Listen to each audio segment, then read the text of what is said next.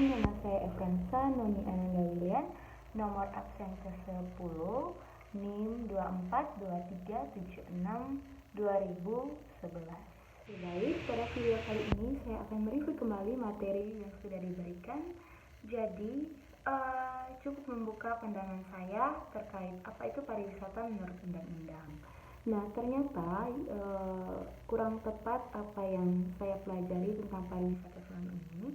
Jika sebelumnya saya berpikir pariwisata adalah hanya kegiatan berpindah satu orang dari tempat asal ke tempat lainnya guna untuk melaksanakan kegiatan rekreasi ataupun edukasi dan pendidikan. Ternyata menurut Undang-Undang Nomor 10 Tahun 1990 tentang Kepariwisataan menyatakan bahwa pariwisata adalah kegiatan yang bertujuan menyelenggarakan jasa pariwisata, menyediakan atau mengusahakan objek dan daya tarik wisata.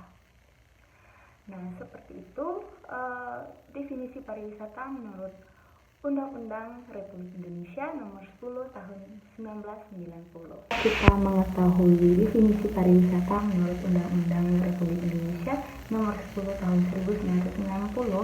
Berikutnya kita akan mengetahui apa saja usaha-usaha di dalam industri pariwisata. Yang pertama ada Biro Perjalanan Wisata, dibagi menjadi 3. Yang pertama usaha jasa pariwisata.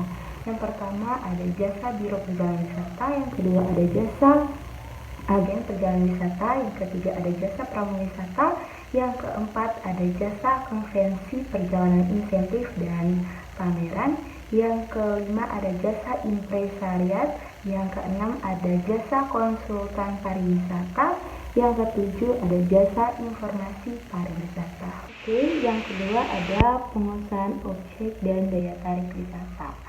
Ada dibagi menjadi 3. Yang pertama pengusahaan objek dan daya tarik wisata alam, pengusahaan objek dan daya tarik wisata buatan, dan yang ketiga ada pengusahaan objek dan daya tarik wisata minat.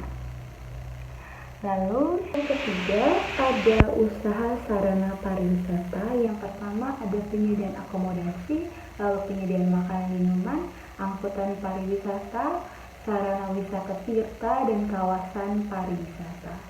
Jenis perjalanan wisata yang pertama bisnis travel untuk tujuan berbisnis.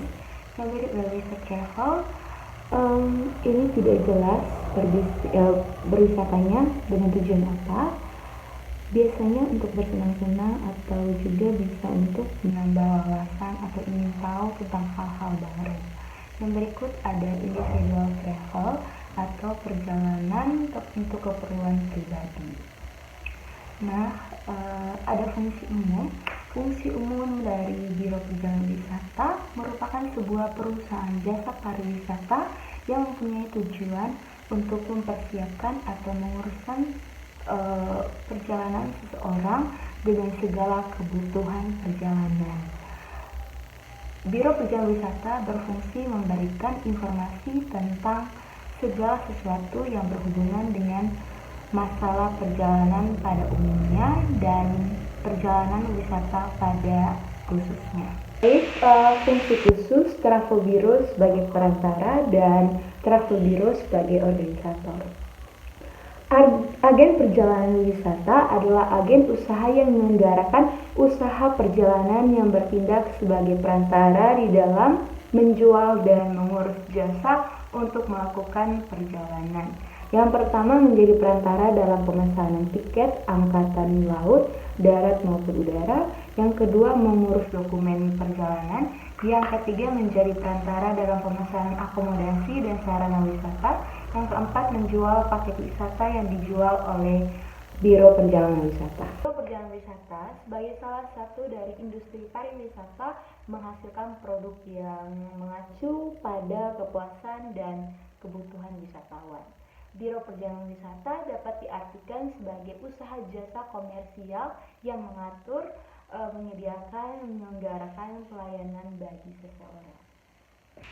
Yang berikut ada fungsi operasional. Yang pertama, writing ticket, booking stage, maintaining and controlling airlines ticket, keeping tarif up to date. Yang berikut ada design package tour, analyzing, booking, and execution.